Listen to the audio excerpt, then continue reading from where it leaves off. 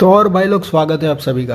तो आज की वीडियो में हम बात करने वाले हैं, अगर आप अपने घर के अंदर पेंट करवाना चाहते हैं तो आपको कितने पेंट की ज़रूरत पड़ने वाली है। चाहे आप रीपेंट करवा रहे हैं या अपने घर को शुरू से ही पेंट करवा रहे हैं। चलिए एग्जाम्पल के लिए हम मान लेते हैं कि आपको एक कमरे को पेंट करवाना है।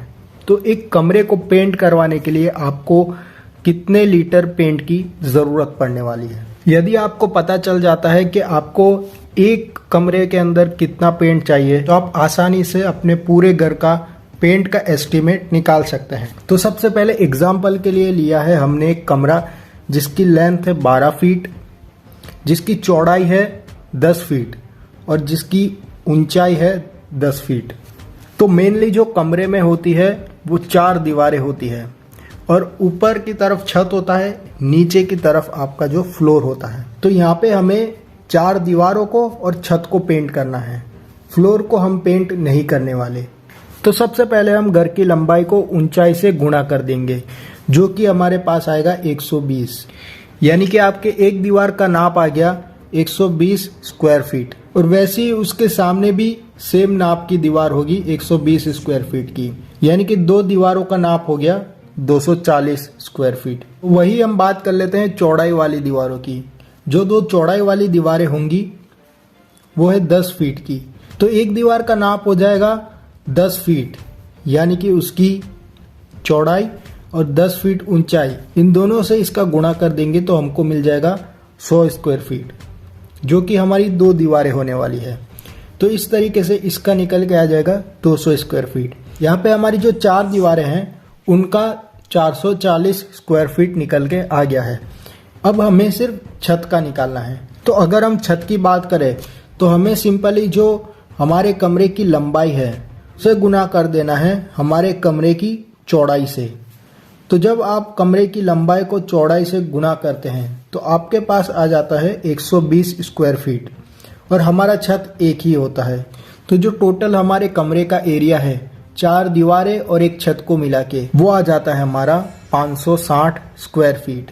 अब यहाँ पर हम मान लेते हैं कि कमरे के अंदर एक खिड़की है और एक दरवाज़ा है। अब खिड़की और दरवाजे में तो पेंट नहीं लग सकता, जिस वजह से हमें 560 स्क्वायर फीट में से इन दोनों के एरिया को माइनस करना होगा। तो यहाँ पे हम एग्जाम्पल के लिए ले लेते हैं कि आपका जो एक विंडो है वो 3 बाय 3 फीट का है, तो इसका टोटल 9 फीट निकल के आ जाता है। और वहीं जो आपका दरवाज़ा है वो 7 गुणा 3 यानी कि 21 स्क्वायर फीट का है। तो जो आपकी टोटल ओपनिंग्स निकल के आती है वो आती है 30 स्क्वायर फुट, यानी ये वो एरिया है जहाँ पे आपका पेंट नहीं लगने वाला है। तो यदि हम कैलकुलेट करें कि कितने एरिया पे हमारा पेंट लगेगा तो वो सिंपली आपका 560 माइनस 30, यानी कि टोटल एरिया जिसे आपको पेंट करना है वो है 530 स्क्वायर फीट। अब यहाँ पर हमने एक एस्टिमेशन लिया हुआ है कि एक नॉर्मल इमल्शन से आपको कितना कवरेज मिलने वाला है। तो अगर आपकी जो दीवार है उस पर पहले से ही पेंट चढ़ा हुआ है और आप उस पर नया पेंट करवाने वाले हैं तो वो लगभग आपको 90 से 95 फीट का कवरेज दे देते हैं, वो भी 2 कोट्स के लिए।